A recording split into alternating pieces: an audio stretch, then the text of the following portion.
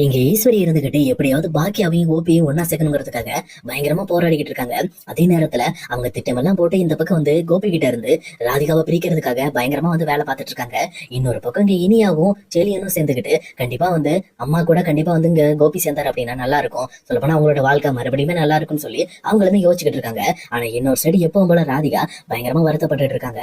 அதாவது இந்த மாதிரி எதுக்காக இந்த மாதிரி ஈஸ்வரி இப்படி பண்ணாங்க, சொல்லப்போனா அவங்களுக்கு என் மேல கோபம் இருந்துச்சுன்னா என்ன திட்ட வேண்டியதானே, எதுக்காக என்னோட பொண்ணை கஷ்டப்படுத்தணும் அப்படின்ற மாதிரி ரொம்பவே கஷ்டப்பட்டு ஃபீல் பண்ணி அழுதுகிட்டு இருக்காங்க. இதை பார்த்த மயுவுமே எதுக்காக அழுறீங்க அப்படின்னு சொல்லிட்டு இந்த பக்கம் ராதிகா கிட்ட கேட்கறாங்க. அப்ப ராதிகாவும் டக்குன்னு கண்ணெல்லாம் தொடச்சிட்டு நான் அழலமா, நான் நார்மலா தான் இருக்கேன் அப்படின்ற மாதிரி இந்த பக்கம் வந்து மயு கிட்ட தன்னோட பிரச்சனையும் தன்னோட கவலையும் காட்டாம அவங்களும் நடிக்க ஆரம்பிக்கிறாங்க. ஆனா இந்த பக்கம் மயு தெளிவா புரிஞ்சுக்கிட்டு, இங்க பாருங்கம்மா, நீங்க அழுததை நான் பார்த்தேன், நீங்க ஏன் இவ்வளவு வந்து வருத்தப்படுறீங்கன்னு எனக்கு நல்லாவே புரியுது. இதுக்கெல்லாம் காரணம் பாட்டி தானே, பாட்டி தான் என்ன திட்டினதை நினைச்சு நீங்க ரொம்ப வருத்தப்பட்டு இருக்கீங்க. அது உண்மைதாமா, பாட்டி எனக்கு திட்டினது எனக்குமே ரொம்பவே கஷ்டமா இருந்துச்சு. சொல்லப்போனா அவங்க ஏன் இப்படிலாம் பேசுறாங்கன்னே தெரியல. உண்மையிலுமே வந்து நான் வந்து கோபிக்கு பிறக்கல அப்படிங்கறத அவங்க அடிக்கடி சொல்லி காட்டிட்டே இருக்காங்கம்மா. நான் ஒரு குடிகாரனுக்கு பிறந்தவன் சொல்லி காட்டின விஷயம் எனக்கு ரொம்பவே கஷ்டமா இருந்துச்சு. தயவு செஞ்சு நான் சொல்றேம்மா, எனக்காக நம்ம இங்க இருந்து போயிருவோமா, சொல்லப்போனா நம்ம டேடியை டிஸ்டர்ப் பண்ண வேண்டாம், நம்ம பாட்டியோட போயிடலாமா அப்படின்ற மாதிரி இங்க மயுமே ரொம்பவே மனசு வருத்தப்பட்டு இங்க ராதிகா கிட்ட சொல்றாங்க. இதை கேட்ட ராதிகாக்கு இப்பதான் புரியுது, சொல்லப்போனா மயு எந்த அளவுக்கு கஷ்டப்பட்டிருக்கா. இந்த மாதிரி வந்து அத்தை பேசின விஷயத்தால அவர் ரொம்பவே வந்து அட்டாக் ஆயிருக்கா, சொல்லப்போனா ரொம்பவே கவலைப்பட்டுட்டா அப்படின்ற மாதிரி புரிஞ்சுக்கிறாங்க. உடனே மயு கிட்ட போயிட்டு, சரி நீ கவலைப்படாதமா, நம்ம கண்டிப்பா இந்த வீட்டை விட்டு போயிடலாம், விட்டு நீ உன்னோட லக்கேஜ் எல்லாம் பேக் பண்ணு, நம்ம கிளம்புவோம் அப்படின்ற மாதிரி இந்த பக்கம் ராதிகா கோபியை விட்டு பிரியறதுக்கான ஒரு முக்கியமான முடிவு எடுக்கிறாங்க. ஆனா அதே நேரத்துல இன்னொரு பக்கம் கோபியுமே இங்க பாக்கியாவோட ரெஸ்டாரண்ட்ல அவங்களுக்கு செஞ்சு கொடுக்க வேண்டிய எல்லா ஆர்டருமே செஞ்சு முடிச்சுட்டு இந்த பக்கம் அவருமே வீட்டுக்கு வராரு. வீட்டுக்கு வந்த உடனே இந்த பக்கம் ராதிகா கிட்ட போயிட்டு ரொம்பவே எக்ஸைட் ஆயிட்டு இங்க ரொம்பவே ஹாப்பியா பேசிக்கிட்டு இருக்காரு. இன்னைக்கு பாக்கியாவோட ரெஸ்டாரண்ட்ல பயங்கரமான ஆர்டர், சொல்லப்போனா அந்த ஆர்டர் நாங்கெல்லாம் முடிச்ச உடனே சொல்லப்போனா அங்க எல்லாருக்குமே ஃப்ரீ ஆயிட்டோம். அது மட்டும் இல்லாம வந்த கஸ்டமருமே பரவாயில்ல, ரொம்பவே சூப்பரா இருக்கு, டேஸ்டா இருக்குன்னு சொல்லி அந்த பாரம்பரிய ஃபுட்டுக்கு எல்லாருமே வந்து கிரேட் கொடுத்துட்டு இருந்தாங்க அப்படின்ற மாதிரி இந்த பக்கம் கோபியுமே இவங்க கிட்ட சொல்லிக்கிட்டு இருக்காங்க. அதே நேரத்துல இன்னொரு பக்கம் ராதிகாவுமே இங்க கோபி பேசுற விஷயங்களை ரொம்பவே கூர்ந்து கவனிச்சுக்கிட்டு இருக்காங்க. அப்ப கோபியுமே, நான் என்னமோ முதல்ல பாக்கியாவை ரொம்பவே தப்பானவன் நினைச்சிட்டு இருந்தேன், ஆனா அவளோட ஆளுமை திறமை பயங்கரமா இருக்கு, யாருக்கு எந்த வேலை கொடுக்கணும், யாரை எந்த இடத்துல வேலை வாங்கணும் அப்படின்னு சொல்லிட்டு எல்லா விஷயத்தையும் எல்லா நுணுக்கங்களையும் தெளிவா புரிஞ்சு வச்சிருக்கா. சொல்ல போனா அப்ப உண்மையிலுமே ரொம்பவே கிரேட் அப்படின்னு சொல்லி இந்த பக்கம் பாக்கியாவை பத்தி ரொம்பவே பெருமையா இங்க ராதிகாட்ட பேசிட்டு இருக்காங்க. இதெல்லாம் கேட்டுட்டு இருக்க ராதிகாவுமே, ஓகே கோபி, உங்களுக்கு எப்பவுமே பாக்கியா தானே முக்கியம், அதனால நீங்க பாக்கியாவை பத்தி தான் பேசுவீங்க அப்படின்ற மாதிரி இந்த பக்கம் கோபி கிட்ட அவங்களுமே கொஞ்சம் எடுத்தறிஞ்சு பேச ஆரம்பிக்கிறாங்க. இதை கேட்ட கோபியுமே, என்னாச்சு ராதிகா, எதுக்காக எப்படி பேசுற, பாக்கியா வந்து இப்போதைக்கு திறமையா செயல்படுறாங்கன்னு சொன்னேன், வேற ஒன்னும் சொல்லலையே அப்படின்னு சொல்லி கேட்கிறப்போ, ஒண்ணு இல்ல கோபி, நீங்க என்ன வேணாலும் சொல்லுங்க, இதுக்கு மேல எனக்கு எந்த ஒரு கவலையும் கிடையாது, ஏன்னா நானும் என்னோட பொண்ணும் இதுக்கு மேல இந்த வீட்டுல இருக்க மாட்டோம், நாங்க இந்த வீட்டை விட்டு போறத முடிவு பண்ணிருக்கோம் அப்படின்ற மாதிரி சொல்றாங்க. இதை கேட்டவொன்னே கோபியுமே ஷாக் ஆயிட்டு, இதுக்காக ராதிகா, நான் உன்கிட்ட சொல்லி தானே கூட்டிட்டு வந்தேன், சொல்ல போனா இதுக்கு மேல இந்த வீட்டுல யாரும் உங்ககிட்ட எதுவும் பிரச்சனை பண்ண மாட்டாங்க, எந்த ஒரு வார்த்தையும் உங்ககிட்ட வந்து விட மாட்டாங்க அப்படின்ற மாதிரி சொன்னல அப்படின்னு சொல்லி சொல்றாங்க.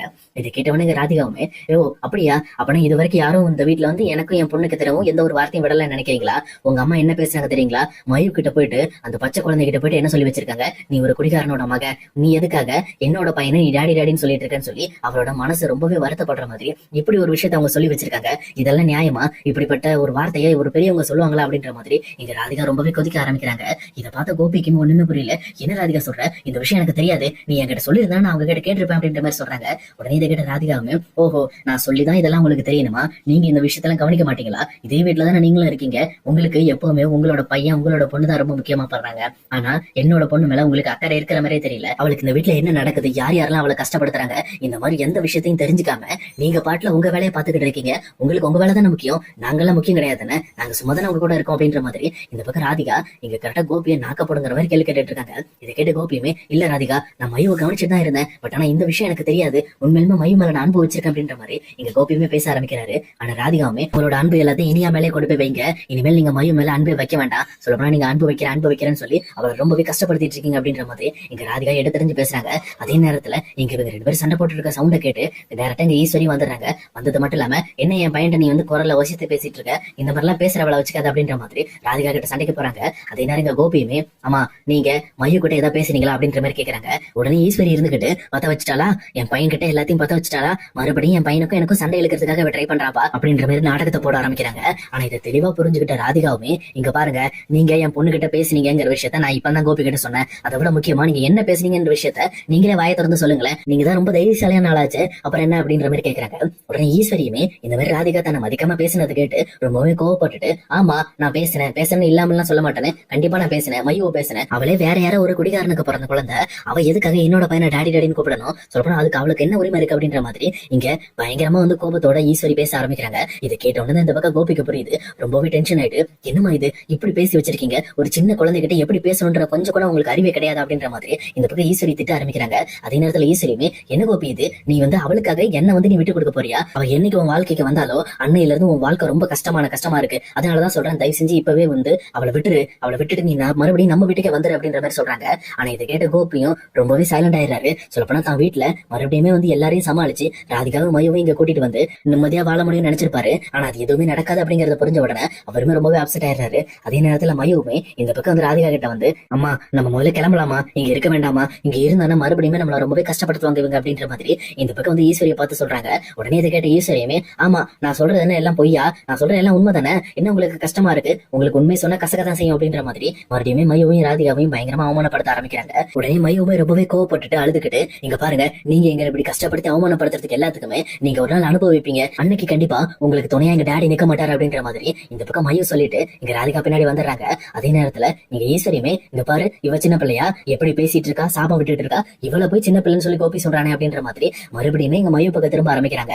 அதே நேரத்துல இங்க கரெக்டா வீட்டுக்கு பாக்கியாவும் வந்துடுறாங்க. பாக்கியா வந்துட்டு வீட்டுல இருக்க பிரச்சனை எல்லாம் பார்த்துட்டு இந்த பக்கம் மையம் அழுதுட்டு இருக்கிறத பார்த்துட்டு மையோ கூப்பிட்டு, மையோ நீ எதுக்காக அழுத, கவலைப்படாத, அதெல்லாம் அவங்க தேவையெல்லாம் பேசிட்டு இருக்காங்க, அதை நினைச்சு நீ ஃபீல் பண்ணாத அப்படின்ற மாதிரி மையோக்கு ஆறுதல் சொல்லிட்டு இருக்காங்க. அதே நேரத்துல இன்னொரு பக்கம் கோபியுமே, இங்க பாரு ராதிகா, நான் ரொம்பவே தப்பா நினைச்ச உடனே இந்த வீட்டுக்கு கூட்டிட்டு வந்துட்டேன். இந்த வீட்டுல நம்மளாம் நிம்மதியா இருக்க முடியும் நான் நினைச்சிருந்தேன். ஆனா கண்டிப்பா அப்படி இருக்கவே முடியாது. ஏன்னா எங்க அம்மா ரொம்பவே சுயநலவாதியா இருக்காங்க. இதுக்கு மேல எங்க அம்மா கூட என்னால இந்த வீட்டுல இருக்க முடியாது, நானுமே உங்க கூட கிளம்பி வரேன் அப்படின்ற மாதிரி இந்த பக்கம் கோபியை ஒரு பயங்கரமான முடிவு எடுக்கிறாரு. இது கேட்டவொன்னே இங்க ஈஸ்வரியுமே, என்ன கோபி இது, அம்மா விட்டுட்டு போறேன்னு சொல்றேன், அப்ப அம்மாக்கு பண்ணி கொடுத்த சத்தியம் என்னாச்சு அப்படின்னு சொல்லி கேட்கறாங்க. அப்ப உடனே கோபியுமே, இங்க பாருங்கம்மா, உங்களுக்கு நான் சத்தியம் பண்ணி கொடுத்ததெல்லாம் உறுதிதான், ஆனா நீங்க அந்த சத்தியத்தை காப்பாத்துறதுக்காக எனக்கு சொன்ன நிபந்தனைகள் நீங்க எதுவுமே பண்ணல. ராதிகாவை திட்டக்கூடாது, ராதிகாவே சாஃப்டா நடத்தணும் அப்படின்ற மாதிரி எல்லாத்தையும் உங்ககிட்ட பேசிதான் ராதிகாவை நான் உள்ளே கூட்டிட்டு வந்தேன். ஆனா நீங்க ராதிகாவையும் மையவையும் ரொம்பவே கஷ்டப்படுத்திட்டீங்க. இதுக்கு மேல என்னால பொறுக்க முடியாது, எனக்கு என்னோட ஒய்ஃபும் என் குழந்தையும் தான் முக்கியம், அதனால இதுக்கு மேல உங்க கூட இருக்க மாட்டேன் அப்படின்ற மாதிரி கோபின்னு சொல்லிட்டு அங்க இருந்து ராதிகாவை கூட்டிட்டு கிளம்ப ஆரம்பிக்கிறாரு. இதை பார்த்துட்டு இருக்க ஈஸ்வரியுமே, என்ன கோபி இது, அம்மாவை ஏமாத்திட்டு போற, நீ எனக்கு கொடுத்த வாக்கு தவறி அப்படின்னு சொல்றாங்க. இல்லம்மா நான் தவறல, இந்த நிமிஷம் கூட நான் ராதிகா கூட போல அப்படின்னா உண்மையுமே நான் ஒரு மனுஷனே கிடையாது அப்படின்ற மாதிரி இங்க கோபியுமே ராதிகாவையும் மையம் கூட்டிட்டு அங்க இருந்து வெளியில போறாங்க. இதை பார்த்துட்டு இருக்க பாக்கியவுமே, கண்டிப்பா இதுதான் சரியான முடிவு அப்படின்னு சொல்லி அவங்களுமே சைலண்டா இருக்காங்க. ஆனா இன்னொரு பக்கம் ஈஸ்வரியுமே, நான் ரொம்ப பெரிய தப்பு பண்ணிட்டேன் போல இருக்கேன், நான் பண்ண விஷயம் என் பையனை ரொம்பவே கோவப்படுது, கடைசியில என் பையன் இந்த வீட்டை விட்டு வெளியில போயிட்டானே அப்படின்னு சொல்லி ரொம்பவே வருத்தப்பட்டு இருக்காங்க.